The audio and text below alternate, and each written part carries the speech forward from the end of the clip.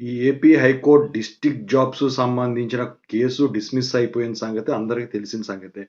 అయితే ఇప్పుడు అందరూ అడుగుతా ఉన్న విషయం ఏంటంటే, ఈ రిజల్ట్స్ గురించి ప్లస్ ఈ first selection list, second selection లిస్ట్‌కి మధ్య ఎంత గ్యాప్ ఉంటుంది రిలీజ్ చేయటానికి అని జెప్పేసి. అయితేనండి ఇక్కడ మీరొకటి గమనించాలి. రిజల్ట్స్ గురించి నేను వచ్చే మండే వచ్చేసరికి ఖచ్చితంగా మీకు అప్డేట్ ఇస్తాను దాని గురించి. సో, దాని సంగతి ఇక పక్కన పెట్టండి. మండే రోజు మనం మాట్లాడుకుందాం దాని గురించి. ఇక ఈ సెలక్షన్ లిస్ట్ ఏదైతే ఉందో, మొదటి దానికి, సెకండ్ దానికి ఎంత గ్యాప్ ఉంటుంది. సో, మొదటి లిస్ట్ రిలీజ్ అయిన తర్వాత అందుట్లో ఈ డాక్యుమెంట్ వెరిఫికేషన్ ఉంటది గదా! ఈ డీవీ అంటారు.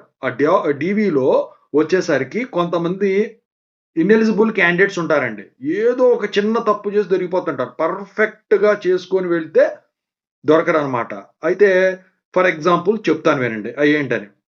ఈ ఈడబ్ల్యూఎస్ సర్టిఫికేట్ అనేది ఇప్పుడు పెళ్ళైన వాళ్ళుంటారు ఆడవాళ్ళు. వాళ్ళ తండ్రి ఇంటి పేరు మీద చదువుకునేటప్పుడు 10థ్ క్లాస్‌లో అది ఉంటది. అప్పుడు పెళ్లవ్వదు కాబట్టి అది తీసుకెళ్తారు. కానీ అక్కడికెళ్ళిన తర్వాత ఏమవుతది? వాళ్ళు భర్త తరపున అడుగుతా ఉన్నారండి అది ఈడబ్ల్యూఎస్ సర్టిఫికేట్ అనేది. అయితే అప్పటికే ఈడబ్ల్యూఎస్ సర్టిఫికేట్ తీసుకెళ్తారు.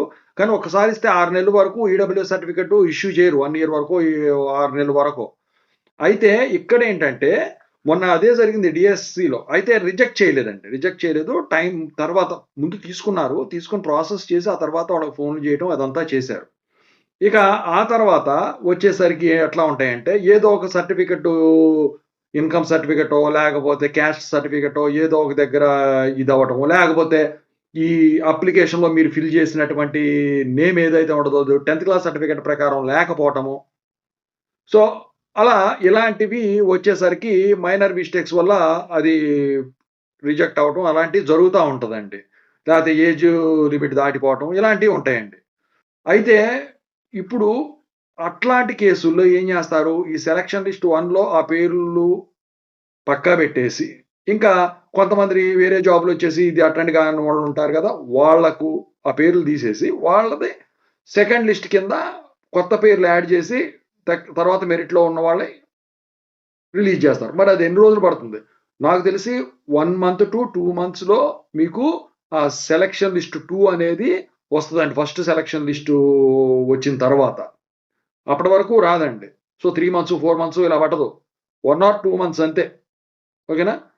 వీళ్ళు రిక్రూట్‌మెంట్ త్వరగా చేసుకోవాలనుకుంటే 1 మంత్‌లో అయిపోద్ది. పర్లేదు కంగారేం లేదనుకుంటే 2 మంత్స్ పట్టుద్ది. ఓకేనా? సో, ఇక ఇదండి దీని గురించైతే. ఇంకా చాలా అడుగుతున్నారు. చేస్తాను. సో, రిజల్ట్స్ గురించి మాత్రం మండే చెప్తానండి. Thank you so much.